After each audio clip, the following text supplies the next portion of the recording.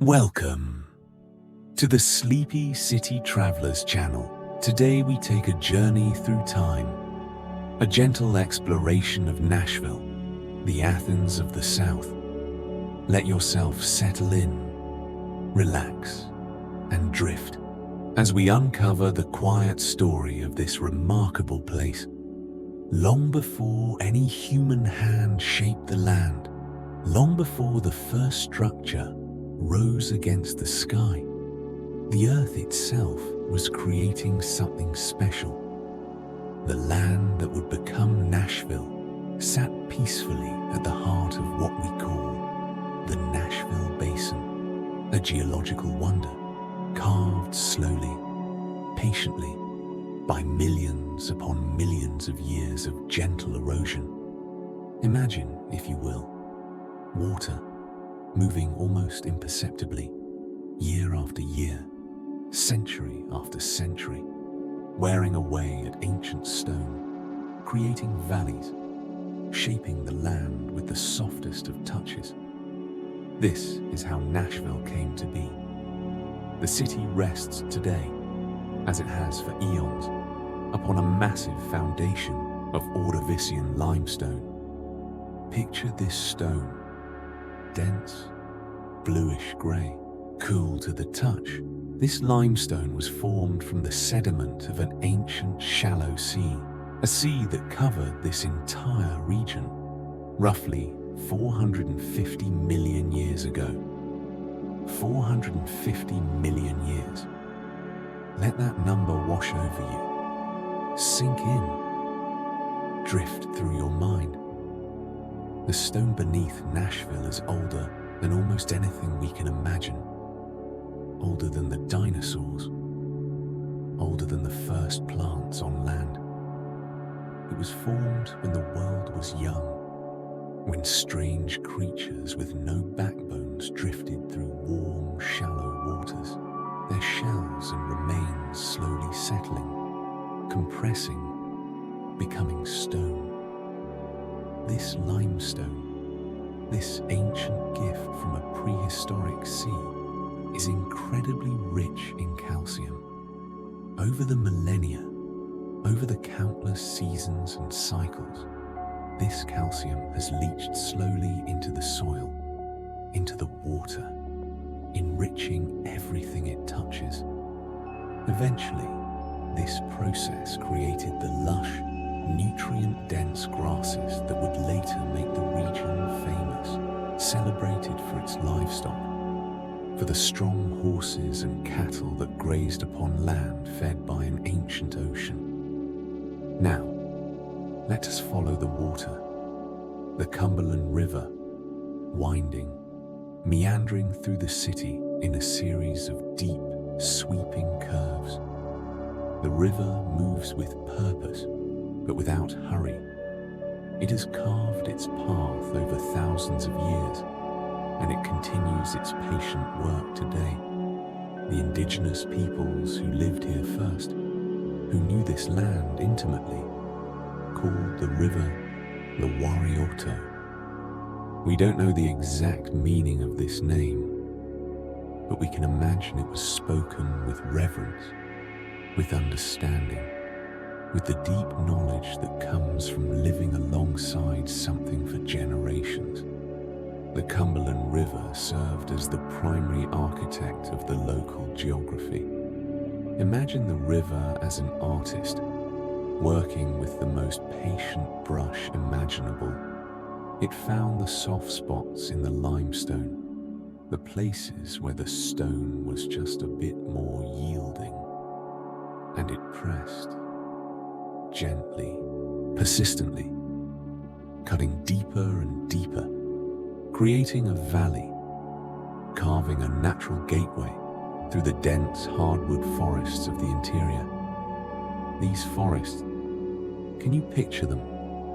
Towering trees, their canopies thick and intertwined, blocking out the sun, creating a cool, green twilight even in the middle of the day. The forest floor soft with centuries of fallen leaves, the air filled with the sound of birdsong, the rustle of small creatures, the whisper of wind through branches. But there was something else here, something remarkable.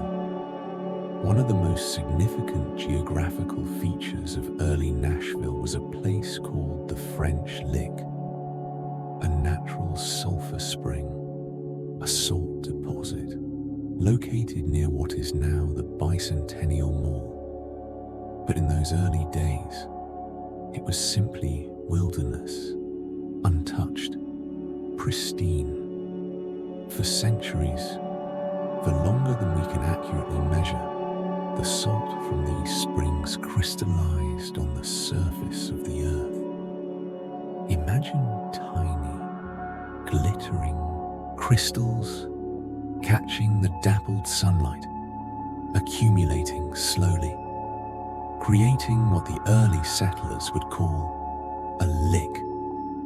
This salt attracted vast herds of animals, bison with their heavy, shaggy coats, elk with their impressive antlers, deer moving in graceful, cautious groups, all traveling from hundreds of miles away, drawn by an instinct older than memory. These animals, these countless generations of wildlife, carved deep, wide paths through the forest. The buffalo traces, the first roads, made not by human hands, but by the patient passage of hooves. Year after year, season after season, following the same paths their ancestors had followed. The animals created trails through the wilderness, trails that would later serve as roads for early explorers and surveyors, as if the land itself was preparing, guiding, showing the way. The presence of the salt licks created something special, a unique micro-ecosystem. The earth was trampled smooth by generations upon generations of wildlife. The heavy hooves pressed down the soil, packed it firm, preventing trees from taking root. This created a rare clearing in the otherwise impenetrable wilderness, an open space where sunlight could reach the ground, where different plants could grow, where the world opened up and breathed. Early settlers, those first brave souls who ventured into this unknown territory, described the sound of the springs. They wrote of a gentle, rhythmic bubbling, a constant, soothing sound, a reminder of the mineral wealth hidden beneath the soil, water finding its way up through ancient channels, carrying with it the essence of the deep earth, the salt and minerals that have drawn the animals for so long. Close your eyes and imagine that sound. The soft bubbling of water, the way it must have echoed slightly in the quiet of the forest, a natural music, a lullaby of the earth itself. In the late 1770s, humans began to take notice of this special place. The land was meticulously surveyed by Richard Henderson and his team. These men walked the forest, measured the land, noted the features, and they recognized something important: the value of the river's high bluffs, elevated banks that would provide protection against seasonal flooding, safe ground, solid ground, a place where a settlement could grow without fear of the spring floods that could turn the Cumberland into a torrent. And then, on Christmas Eve, 1779, the first party of settlers arrived, led by James Robertson, a man of vision and determination. they reached the frozen banks of the Cumberland River. Picture this scene, the dead of winter, the river transformed into ice, the cold, crisp and biting, and yet there was a sense of hope, of beginning. They crossed the ice in a quiet, historic procession, their footsteps crunching, their breath visible in the frozen air, carrying with them everything they would need to start a new life. They chose a site known as Cedar Bluffs, a high limestone prominence, that same ancient stone we spoke of earlier, now serving a new purpose. From this height, they had a commanding, peaceful view of the river valley below. They could see for miles, watch the river wind through the landscape, see the forests stretch to the horizon, and they knew this was home.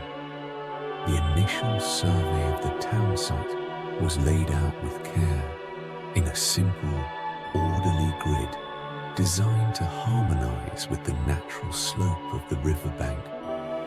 There was a beauty in this simplicity, a logic, working with the land rather than against it, following the gentle descent toward the water, creating streets that would flow naturally with the geography. Early maps of the area, drawn carefully by hand, show a landscape dominated by something called cane brakes.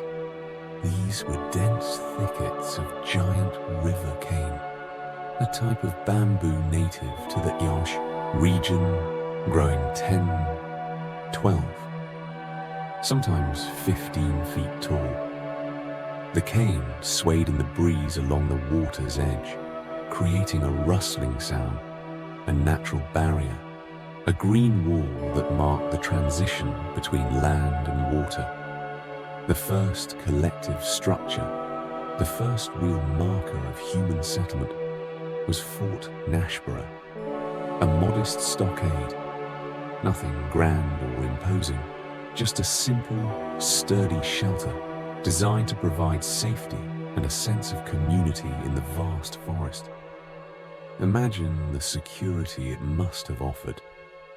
Wooden walls rising from the earth, a defined space in the infinite wilderness, a place where people could gather, where they could rest, where they could build something together. The walls of Fort Nashborough were constructed primarily from red cedar logs. The early builders chose this wood carefully for its natural resistance to rot, for its durability. But there was another quality too, the pleasant, aromatic scent that lingered in the air. Even now, when you cut into old cedar, that smell releases, sweet, slightly spicy, warm. Imagine living within walls that carried that scent constantly, a natural perfume, a connection to the forest that had been here first.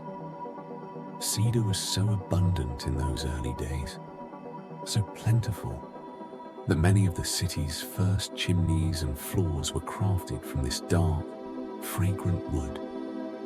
Every breath carried that aroma. Every step across a cedar floor released it anew. The wood aged beautifully, darkening over time, growing richer, deeper in color. The logs were notched by hand, carefully, precisely, fitted together without the use of metal nails. This required skill, patience, an understanding of wood and weight and structure. The builders relied on the weight of the timber itself, on the precision of their craftsmen, on cuts made with axes and adzes, each notch fitting perfectly into the next, locking together, creating walls that would stand firm against wind and weather. Within the fort, life was simple. The dwellings were modest one-story cabins with what were called puncheon floors. These floors were made from logs split in half, the flat side turned upward and hewn smooth with tools, creating a surface that was level, solid, a platform for life. Each log had been a tree, had grown in the surrounding forest, and now it served a new purpose, connecting the people inside to the earth below. The early climate was noted for its distinct, lingering seasons. Autumn would arrive, and the transformation was breathtaking. The limestone bluffs, those same ancient formations, would be surrounded by a tapestry of deep oranges and yellows. The hardwood forests, full of maples and oaks and hickories, would turn in a riot of color. The leaves would drift down slowly, carpeting the ground. The air would grow crisp, and there was a sense of the world preparing for sleep.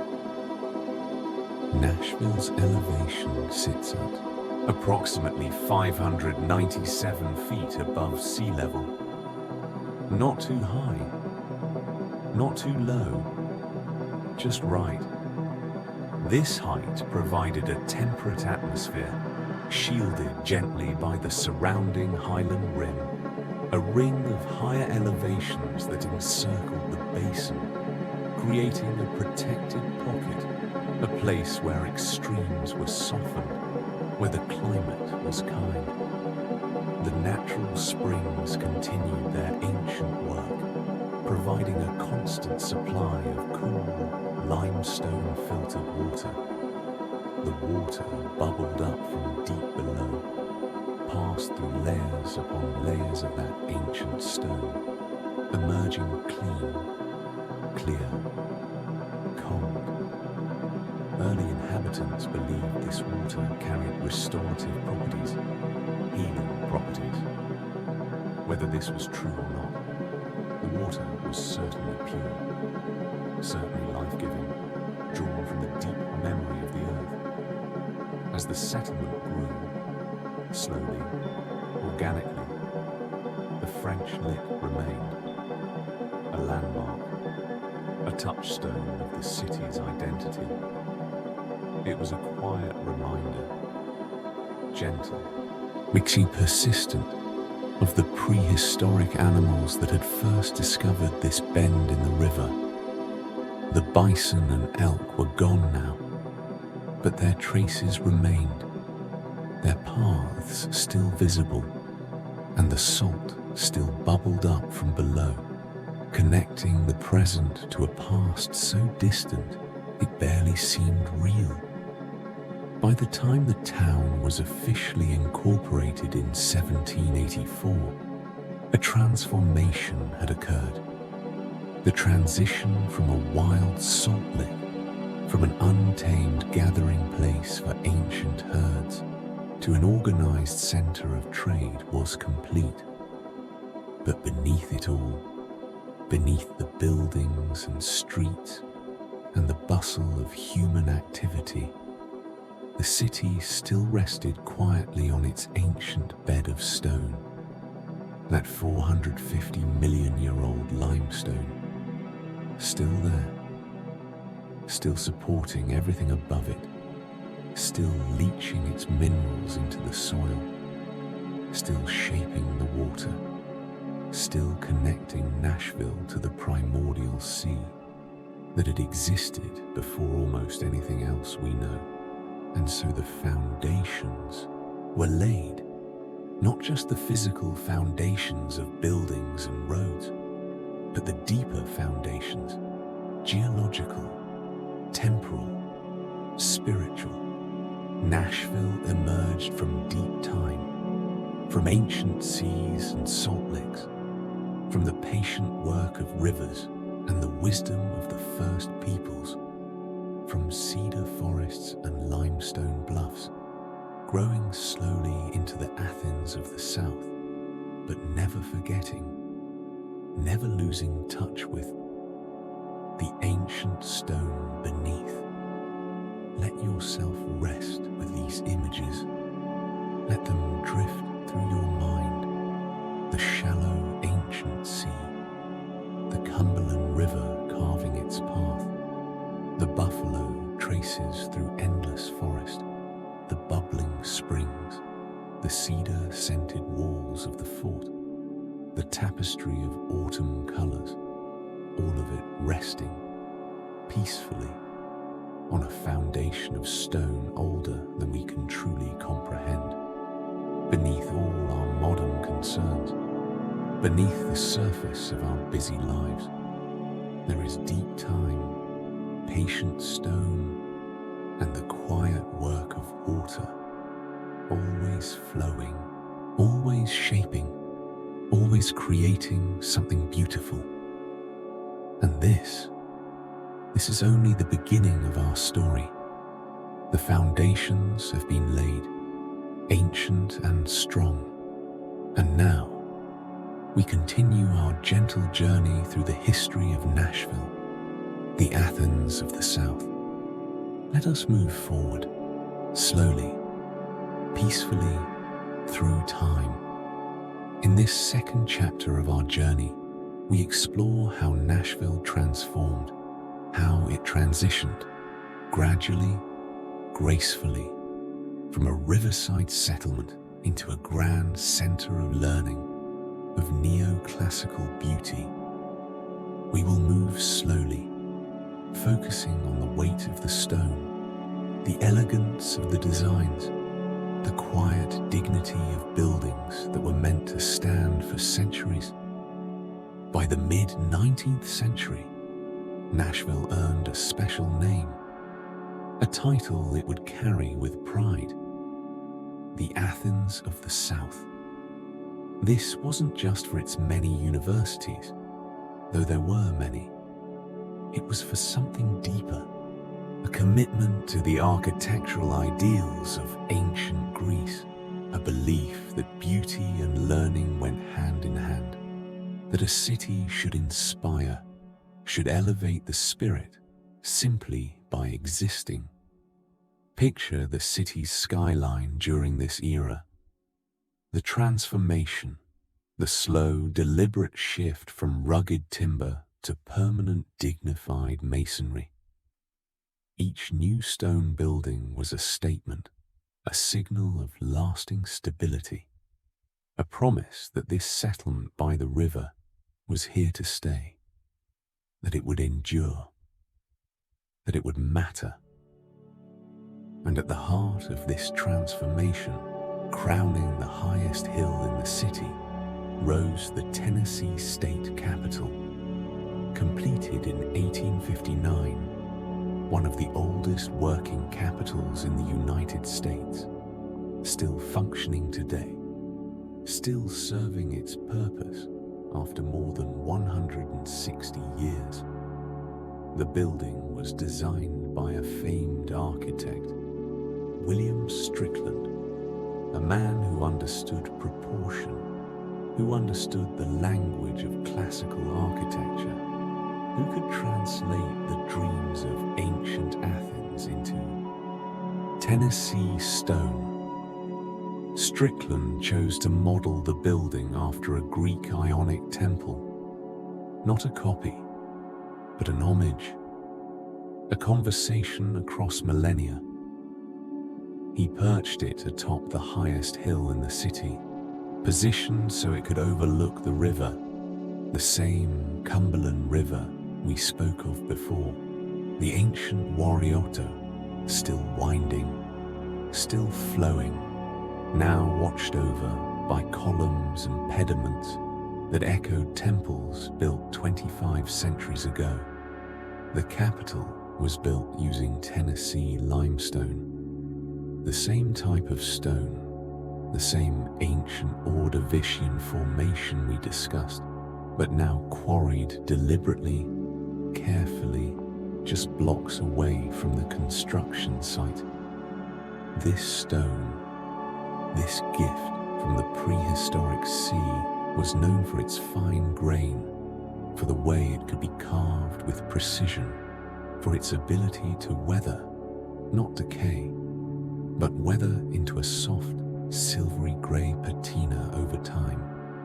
Each year, each season of rain and sun and frost, the stone grows more beautiful, more distinguished, like a face that grows more interesting with age. Step inside the Capitol, into its cool, hushed interior. The heavy wrought iron railings, crafted by skilled metalworkers, their weight substantial, reassuring. The polished marble floors, smooth beneath your feet, reflecting light in gentle, muted ways. Together, these elements create a quiet atmosphere, a space that muffles the sound of footsteps, that encourages contemplation, that reminds visitors they are in a place of importance, of dignity, of careful thought. Look up to the tower of the Capitol. This isn't just decoration, it's a direct tribute, a deliberate reference to the choragic monument of Lysicrates in Athens, a small but intricate circular structure built in ancient Greece to commemorate a theatrical victory. The monument has stood in Athens for over 2,000 years, and now its echo stands in Nashville, lending the building its unique silhouette, connecting Tennessee to the Mediterranean, binding the New World to the Old through the universal language of architecture. But Nashville's love affair with classical Greece didn't stop there. In 1897, for the Tennessee Centennial Exposition, the city did something remarkable, something audacious, something that had never been done before. Nashville built a full-scale replica of the Parthenon. Not a model, not a miniature, but a complete, full-sized recreation. The only one of its kind in the world. The original 1897 structure was intended to be temporary, built quickly, efficiently, of a mixture of plaster, wood, and something called staff. A combination of plaster of Paris and hemp fiber. These materials could be shaped easily, could mimic the appearance of stone, but they were never meant to last. The building was meant to stand for a year, perhaps two, and then be dismantled when the exposition ended. But something unexpected happened. The city fell in love. The presence of the Parthenon in the park, its massive form, its perfect proportions, the way it looked at dawn, at sunset, in the gentle rain. People couldn't imagine the park without it. And so, between 1920 and 1931, over the course of more than a decade, it was completely rebuilt. This time using permanent materials. This time built to last for centuries. Built to endure as long as the original had endured in Athens. The exterior of the permanent Parthenon is made of a specialized concrete aggregate. But this wasn't ordinary concrete. It was carefully mixed, thoughtfully prepared, designed to mimic the warm, golden hue of the original Greek Pentelic marble. Pentelic marble, quarried from Mount Pentelicus near Athens, famous for its soft, honey color, for the way it catches light, for its almost luminous quality. The aggregate contains small, smooth river pebbles. Run your hand along the walls, if you ever visit, and you can feel them, a textured, earthy feel. Not cold and industrial like modern concrete, but organic, tactile, connecting you to the river, to the ancient stones, to the earth itself. Approach the massive bronze doors of the Parthenon. They are imposing, magnificent, 24 feet high and over 7 feet wide. They should be immovable. Doors of such size and weight should require multiple people, significant effort. But here's the remarkable thing. They are so perfectly balanced, hung with such precision and skill, that they can be pushed open with a single, gentle hand. One finger applied with just the right pressure, and these massive portals swing smoothly, silently, a testament to the craftsmen who installed them, who understood leverage and balance, who built something that functions as beautifully as it appears. Walk around the building, count the columns, 46 Doric columns surrounding the cedar structure, each one a study in subtle perfection. Look closely, measure if you like, and you'll notice something. The columns exhibit what's called entasis, a slight swelling in the middle of the column, a gentle bulge, barely perceptible. This isn't a mistake. It's a deliberate feature, one that the ancient Greeks discovered through careful observation. Without entasis, perfectly straight columns appear to curve inward, to be weak, to be bowing under their load. But with this slight swelling, this gentle curve, the eye is fooled in reverse. The columns appear perfectly straight, appear stronger, appear to stand with effortless grace. Ancient wisdom, ancient optical science, recreated in Nashville, in the heart of Tennessee. Now let us travel in our minds to a different part of the city, north of the city centre, to a neighbourhood called Germantown. Here, between 1850 and 1900, Victorian residential architecture flourished. This became a showcase, a gallery of domestic beauty, where each home was a work of art, a statement of style and prosperity. Many of these homes feature Italianate designs, picture tall, narrow windows, elegant and refined, letting in streams of light, decorative brackets beneath the overhanging eaves, wooden supports that serve a purpose, holding up the roof, but doing so with grace, with ornamental flair, turning necessity into beauty. Look at the porches, the woodwork. The Eastlake style can be found on many of these homes.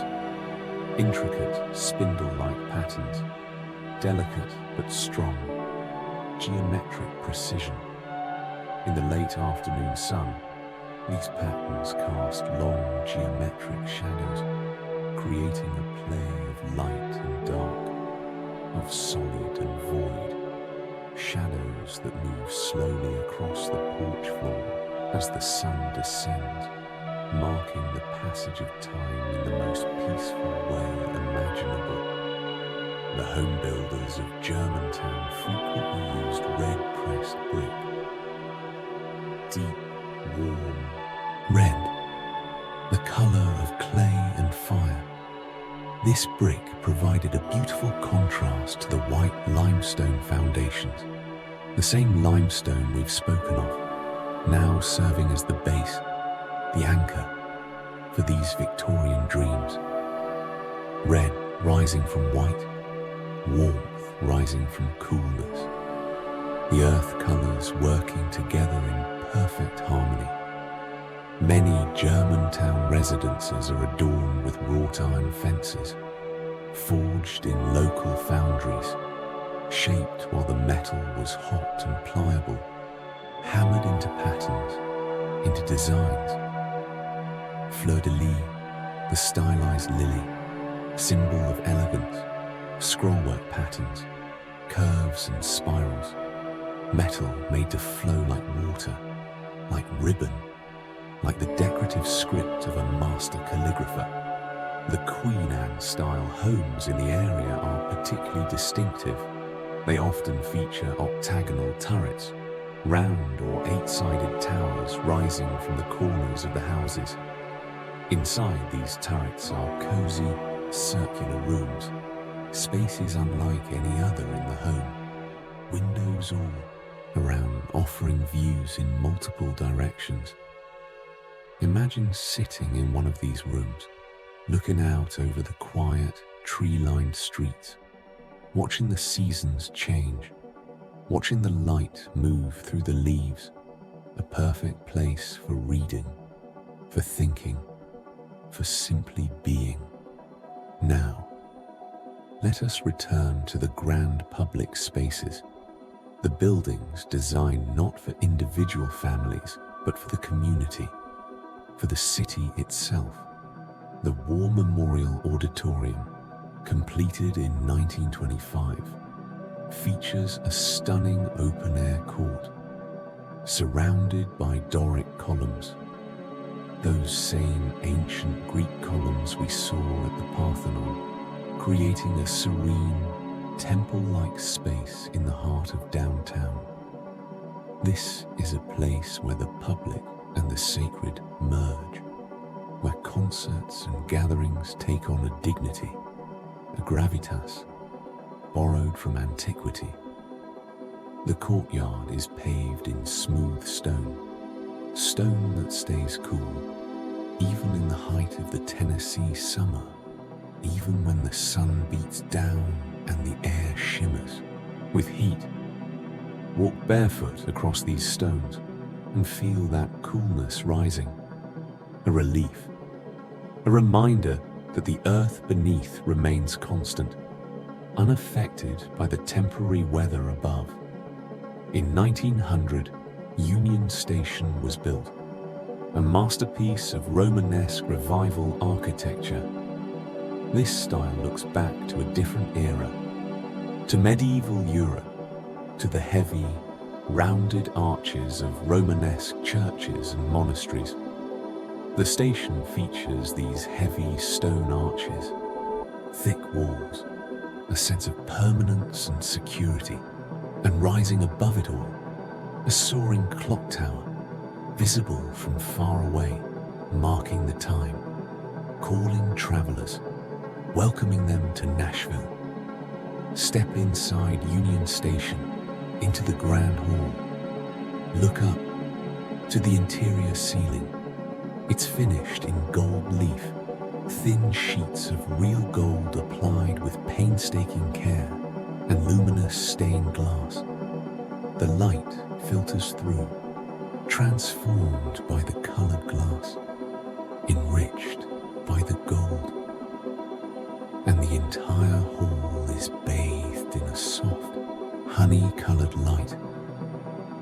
It's like standing inside a jewel box, inside a cathedral, a space that elevates the simple act of catching a train into something transcendent, something beautiful. By 1930, by the time the Depression began to slow the growth of American cities, Nashville's architectural identity was complete. It had achieved something remarkable, a perfect blend of ancient Greek order and Victorian detail, classical restraint and ornate elaboration, grand public buildings that spoke of democracy and learning, domestic architecture that spoke of comfort and individuality, a city built to be as enduring as the limestone it rests upon, a city that honored the past while creating something new, something uniquely itself. The Athens of the South. The name fit perfectly. not because Nashville was trying to be Athens, but because it understood what Athens represented: beauty, learning, democracy, permanence. The idea that a city should inspire its citizens, should make them feel part of something larger, something that would outlast any individual life, something built for the ages. The stone still stands, the columns still rise, the details, the brackets and scroll work and entasis and gold leaf, all still there, weathering slowly, gaining patina, growing more beautiful with each passing year. Nashville built itself to last, and it has, and it does, and so we continue, moving gently forward, through time, through story, through the peaceful unfolding of history. In this chapter, we step away from the grand stone temples. We leave behind the soaring columns and the marble halls, and we enter a different world, a quieter world, though no less important. The industrious world of Nashville as the information center of the South. We will explore Nashville's intellectual history, a history of paper, of ink, of the steady, hypnotic hum of the press. By the late 19th century, Nashville had become something remarkable, a global leader in publishing. Think about that for a moment, a city in the American South, competing with New York, with Boston, with London. The sheer volume of books and pamphlets and journals flowing from Nashville's presses earned the city yet another title: the Protestant Vatican, not for religious authority, but for the sheer volume of religious texts produced here. Bibles, hymnals, devotional guides, theological treatises, all printed on Tennessee presses, shipped out to churches and homes across the nation and around the world. At the heart of this industry, literally its beating heart, was a place called Printer's Alley, a narrow passage threading between 3rd and 4th Avenues. Not grand, not imposing, just a working alley. But what work took place there? Originally, this humble space housed 2 large newspapers and 10 different print shops. Imagine the activity, the controlled chaos, the constant production, paper and ink transformed into information, into ideas, into permanence. The alley was paved with Belgian blockstones. These aren't ordinary cobblestones. They're precisely cut blocks of granite, imported from Belgium, fitted tightly together. They created a surface that was smooth enough for wagons, but not slick when wet. And they had another quality. They muffled sound. When horse-drawn wagons arrived in the early morning mist, delivering heavy rolls of paper, the clip-clop of hooves and the rumble of wooden wheels were softened, absorbed by these stones. The deliveries happened in a kind of hush, appropriate for a place devoted to the written word. Look up at the architecture of the alley. Tall, narrow brick buildings, built upward rather than outward. These structures were designed with a specific purpose: to maximize vertical space for massive, multi-ton printing presses. These machines were enormous, heavy as elephants, and they needed sturdy floors, reinforced beams, buildings engineered to support their weight and withstand their constant vibration. Step inside one of these buildings. Close your eyes and breathe.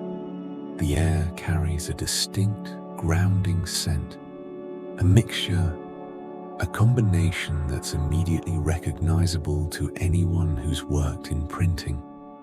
Linseed oil used to condition the machinery to keep metal parts moving smoothly. Metallic lead from the type, thousands of tiny metal letters and characters, each one containing lead, and damp paper, fresh from the warehouse, still carrying moisture to keep it pliable.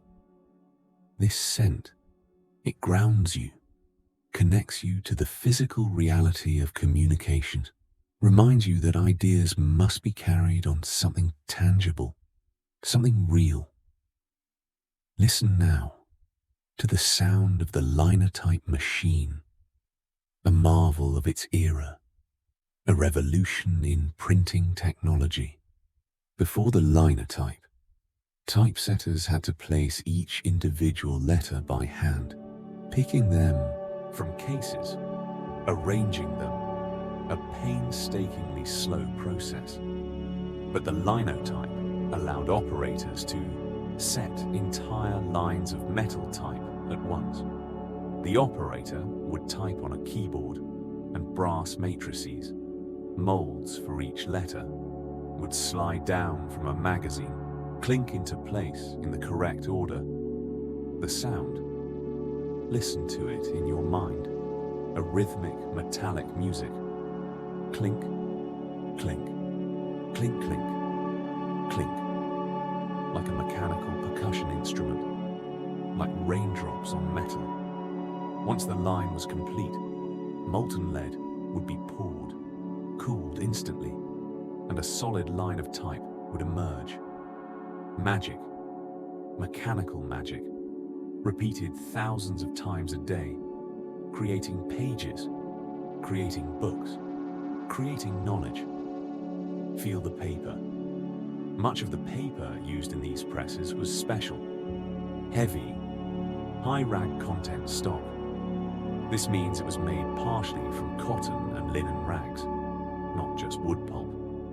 This gave it a soft, fabric-like texture. Run it between your fingers. It has substance, weight, and the color, not bright white, but a cream-colored hue, soft, easy on the eyes. Paper meant for long reading, for preservation, paper that would last for generations. The inks were often mixed by hand. Master ink makers, craftsmen who understood chemistry and art in equal measure, would combine carbon black, varnishes, oils, creating a deep, permanent luster. This ink didn't fade. Books printed 150 years ago still have black text as dark as the day they were printed. The ink bonded with the paper, became part of it, inseparable. Nashville was home to the Methodist Publishing House. At one point, this was the largest and most sophisticated printing plant in the entire southern United States. Entire city blocks devoted to the production of religious literature, steam-powered presses, later electric, rows upon rows of them, operating in careful coordination. Binderies where pages became books, warehouses where finished volumes waited to be shipped, an empire of paper and ink, all devoted to spreading the word.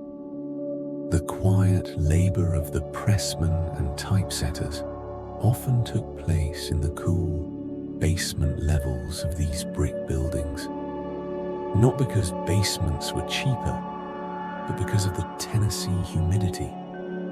Paper is delicate, sensitive to moisture. Too much humidity and it warps, buckles, becomes unusable. The basement levels stayed cooler, drier, more stable. Men worked there in relative darkness, lit by gas lamps and small windows at street level, their skilled hands moving with practiced precision, creating beauty in the depths. Now, let us turn to the universities, the institutions of higher learning that gave Nashville its intellectual foundation. In 1873, Vanderbilt University was founded. It brought a new architectural style to the city.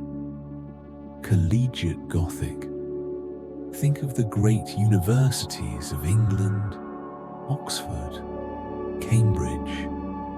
Red brick buildings, heavy stone trim, pointed arches, buildings that looked ancient even when new, buildings designed to inspire awe and contemplation. This was the style Vanderbilt chose, intentionally connecting itself to centuries of academic tradition.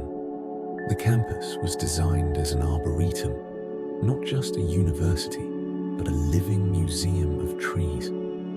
Over 300 species, carefully selected, planted with purpose. These trees create a thick, sound-dampening canopy over the stone walkways. Walk through Vanderbilt's campus and the noise of the city fades, absorbed by leaves, scattered by branches. You're surrounded by green, by growth, by the quiet breathing of hundreds of trees. The walkways themselves are stone, smooth, worn by generations of footsteps, leading from building to building beneath this protective canopy.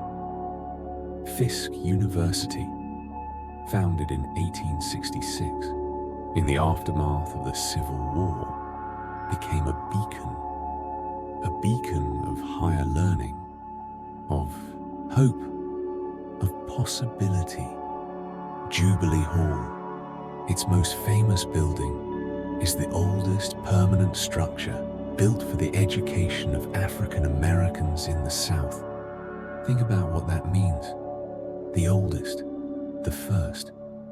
A statement in brick and stone that education was a right, a necessity, a path forward.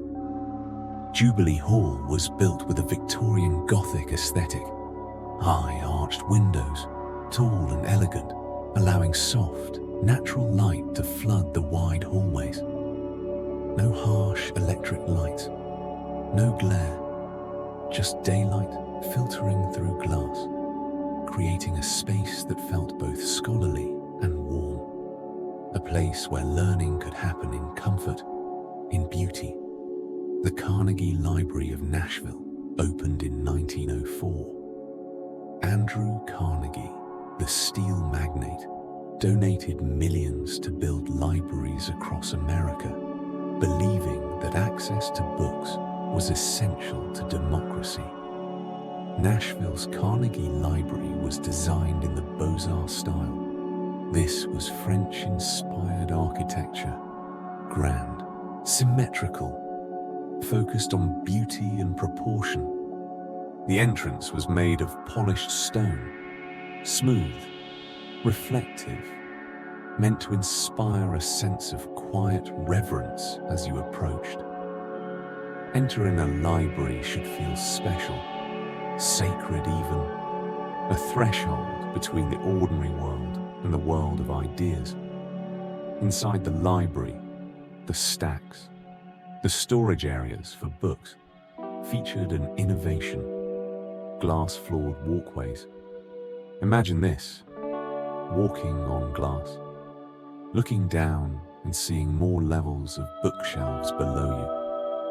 Light could filter down through level after level, illuminating books on every floor.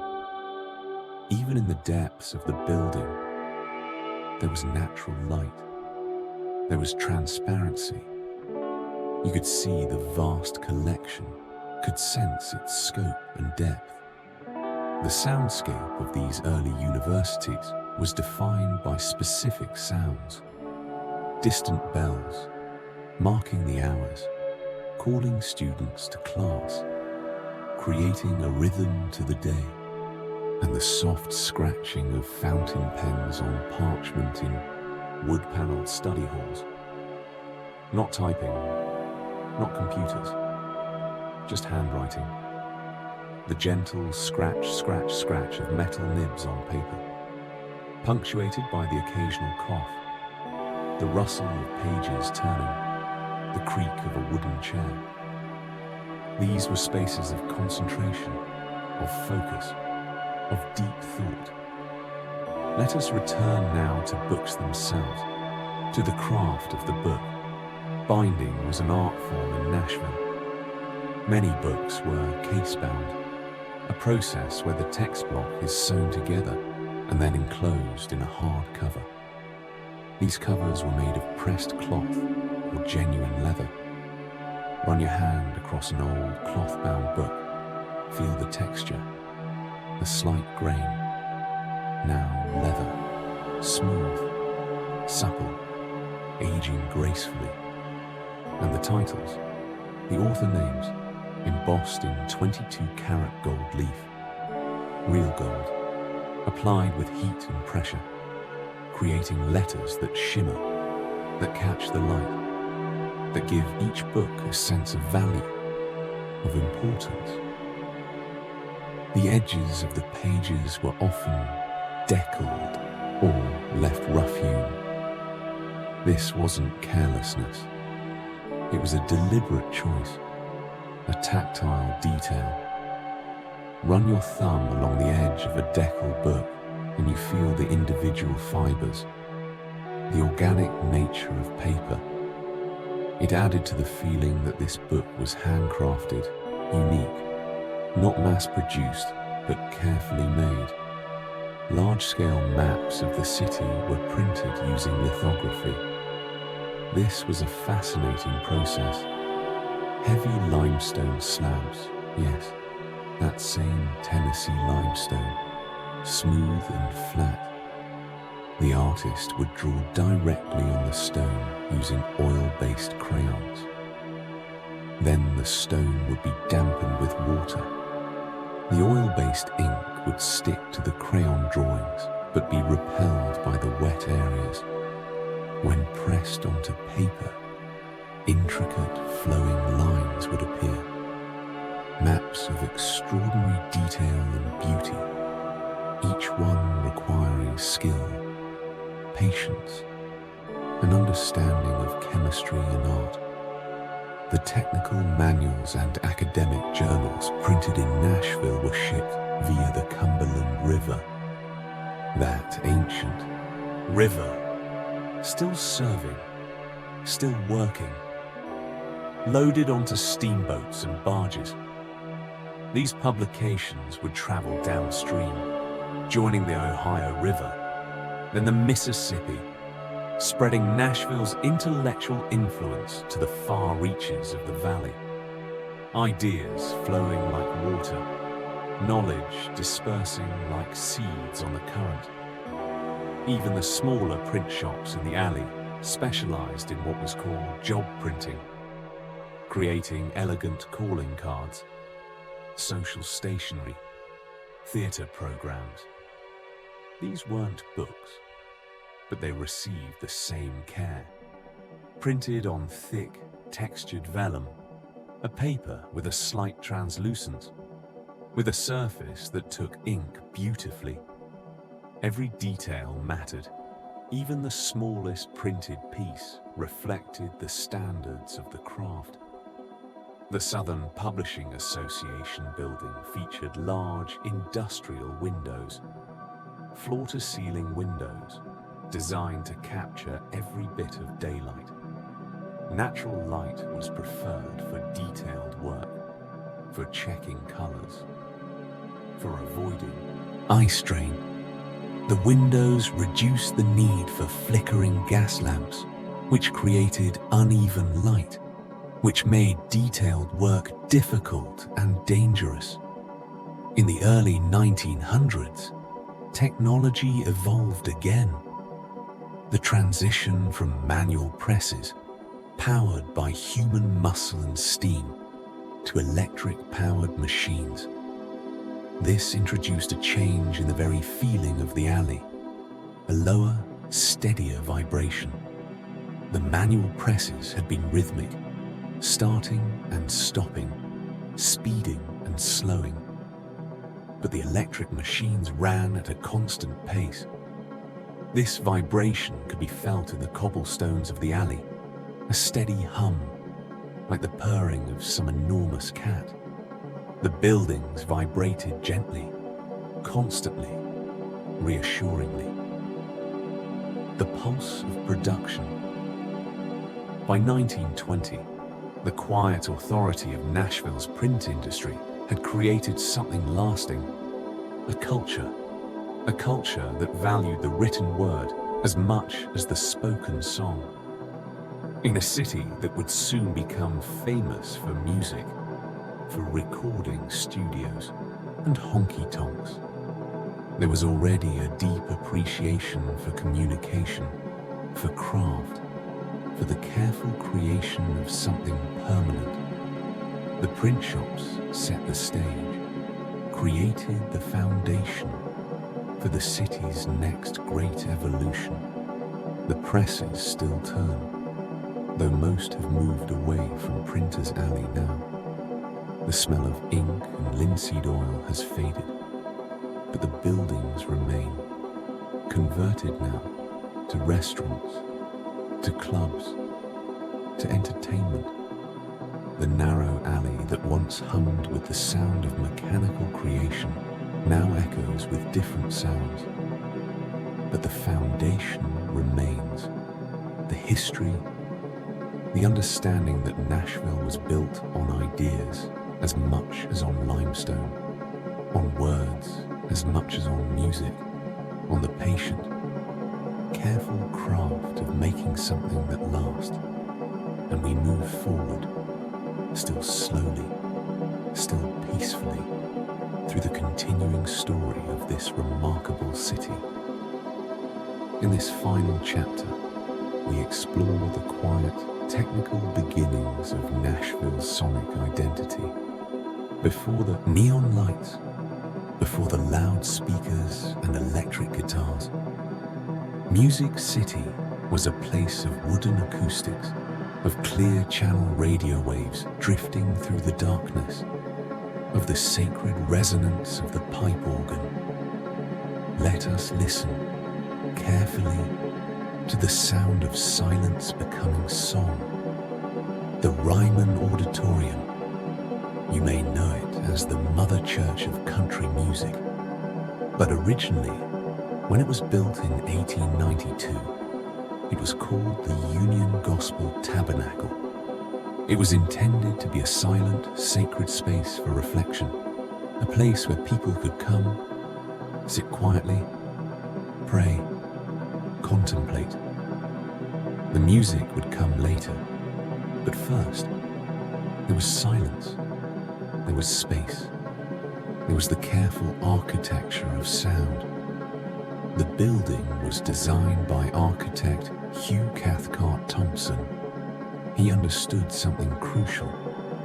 He designed the space with a unique curved balcony, sweeping, elegant, but with a specific acoustic purpose. This curve ensured that every person in the room, every single soul, no matter where they sat, could hear a whisper from the stage. A whisper, without the need for amplification, without machinery, just the careful shaping of space, the thoughtful placement of walls and balconies. Acoustic science translated into wood and plaster. The Ryman's famous pews are crafted from solid white oak, not just any wood.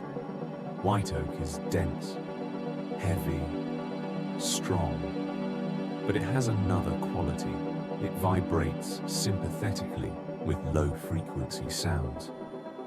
When a bass note is played, when a deep voice resonates, the oak pews themselves begin to vibrate. just slightly, imperceptibly, but they respond. They act like the body of a giant cello. The entire audience sits inside an instrument, becomes part of the music, part of the resonance. In its early years, the Ryman featured a massive pipe organ. Picture this instrument, hundreds, sometimes thousands of pipes, some as small as a pencil, some as tall as trees, made of metal and wood. When played, air moving through these pipes created a deep, physical hum. Not just a sound you could hear, but a sound you could feel in the floorboards, in your chest, in your bones. The organ didn't just make music, it made the building breathe. It made the space come alive with vibration. The floor of the Ryman was built with a slight spring to it. Using a specialized wood joist construction, the floor gives just a little when you walk on it. This wasn't a flaw, it was intentional. This slight flexibility added a natural warmth to the room's acoustics. Hard floors reflect sound sharply, but a floor with give, a floor with spring, absorbs some frequencies and emphasizes others, creates a more pleasing, more organic sound.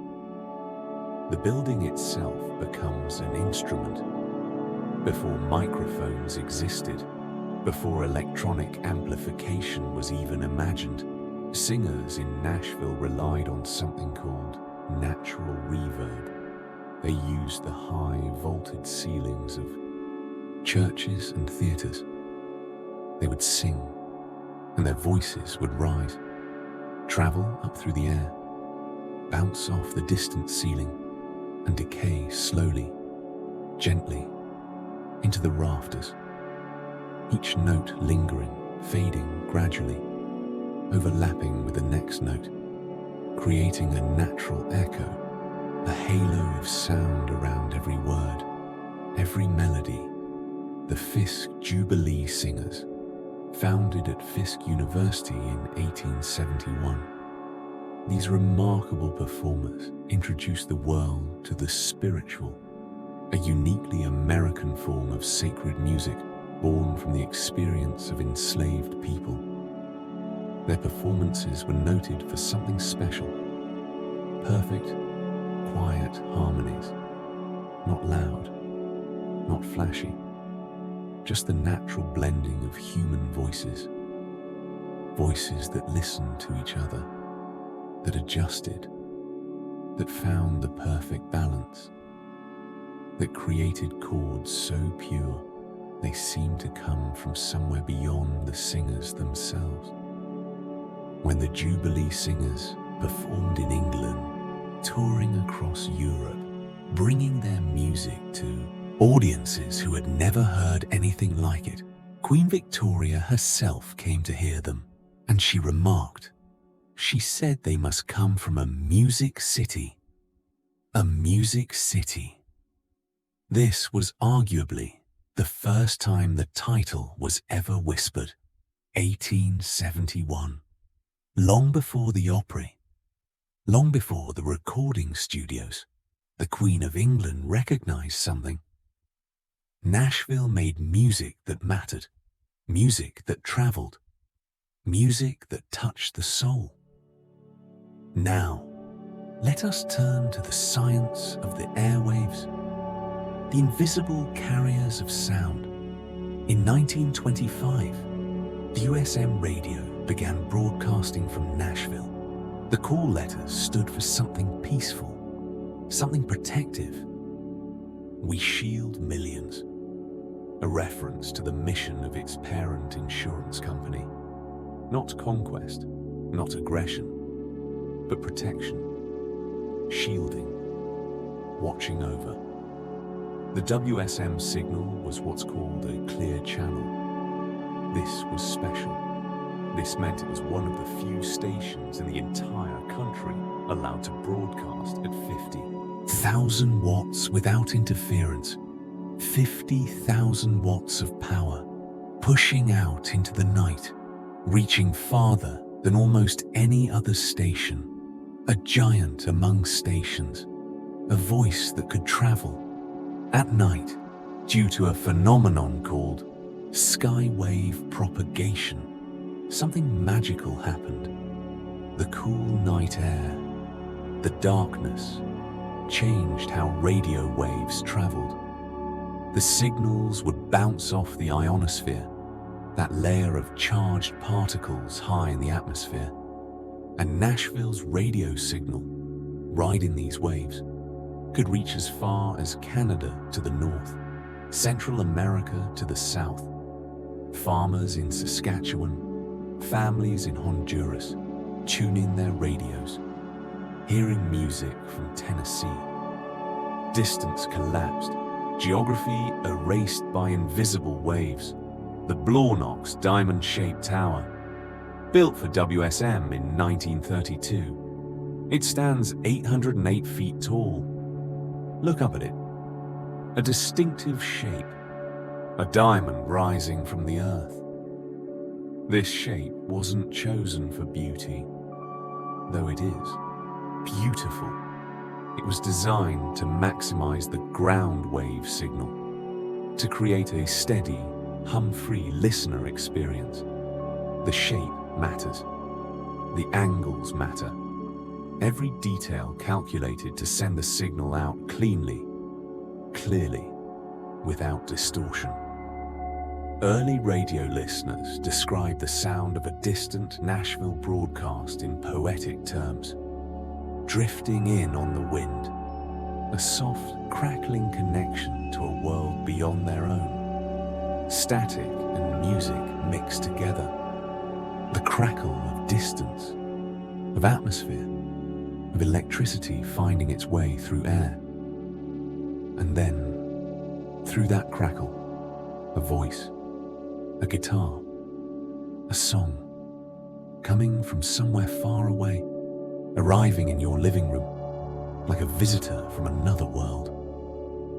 The first Grand Ole Opry broadcasts were not loud spectacles. Not yet.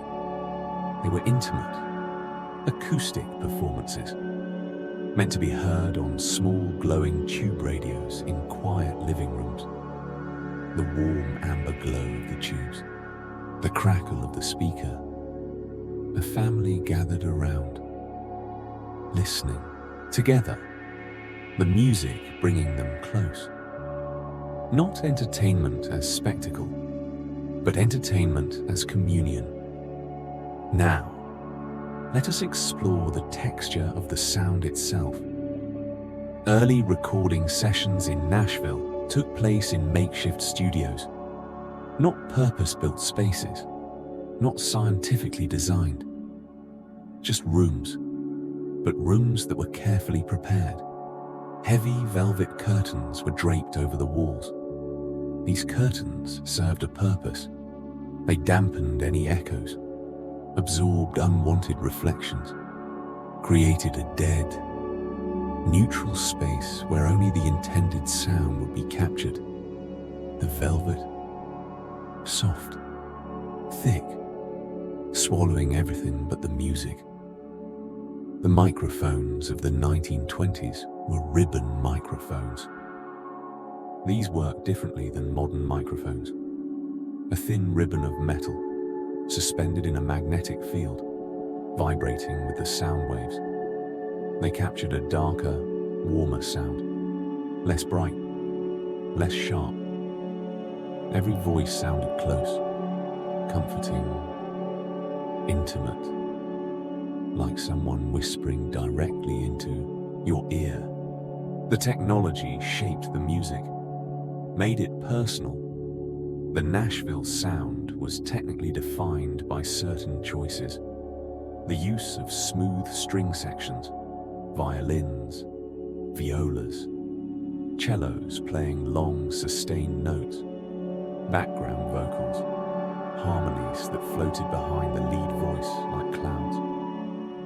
And importantly, avoiding the sharp, percussive sounds of traditional jazz or blues. No crashing cymbals, no honking horns, just smooth, flowing, gentle sound.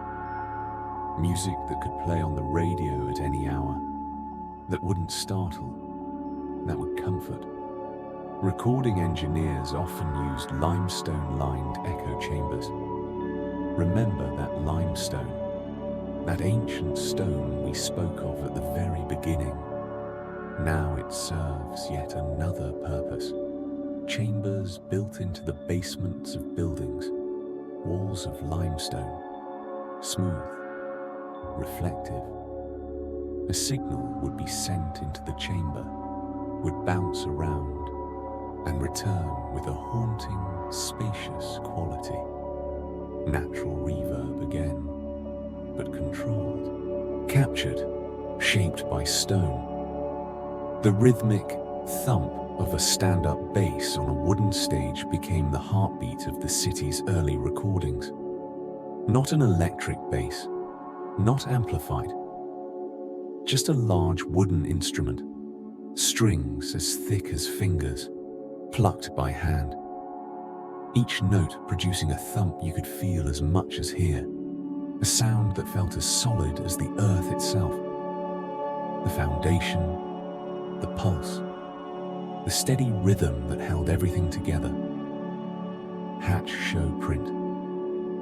Founded in 1879, this company created the visual identity of Music City, using hand-carved woodblocks and heavy letterpress ink. The same technology that had printed books in Printer's Alley now printed posters for concerts and shows. Each poster unique, each one bearing the marks of the hand that made it. The posters were printed on thick cardstock, not flimsy paper, but substantial stock with weight and body. The indentation of the woodblock into the paper created something special, a tactile bite. You could feel it with your fingertips. Run your hand across an old Hatch Show Print poster. Feel the impression, the way the ink sits below the surface of the paper. Evidence of pressure, of craft, of the physical act of printing. Nashville's musical history is intertwined with its natural springs. Those same springs we discussed at the beginning. Early outdoor concerts were often held at Shelby Park or Glendale Park. Imagine these settings: trees, grass, natural amphitheaters formed by gentle hillsides. The music mixed with the sound of wind in the willow trees. The rustle of leaves became part of the performance. Birds might sing along.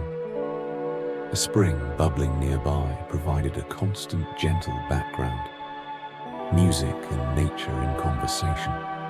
The Schermerhorn Symphony Center, though modern, built in our own time, was built to honor this history. It uses what's called a shoebox design. Rectangular, simple, but this shape has perfect acoustics, and it relies on thick masonry walls, heavy stone, like the ancient buildings. These walls create perfect, silent isolation from the city outside.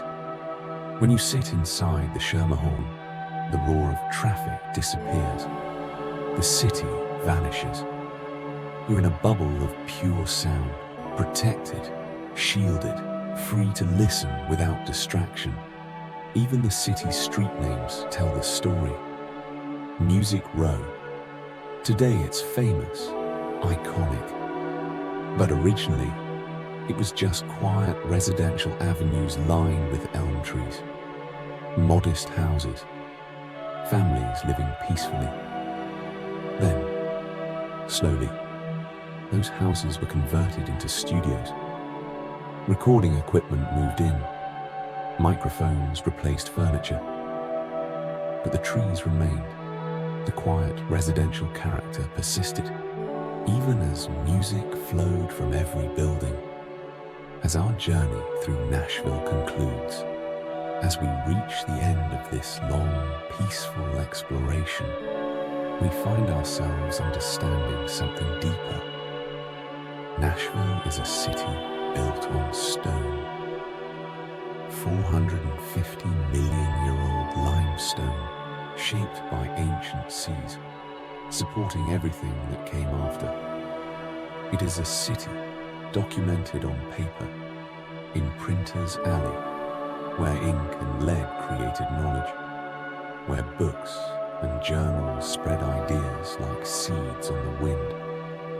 It is a city carried through the night air on a silent, invisible signal, radio waves bouncing off the ionosphere, reaching into distant homes, connecting strangers through song. This is a place designed, almost from the beginning, for the traveler to rest, to listen, to dream.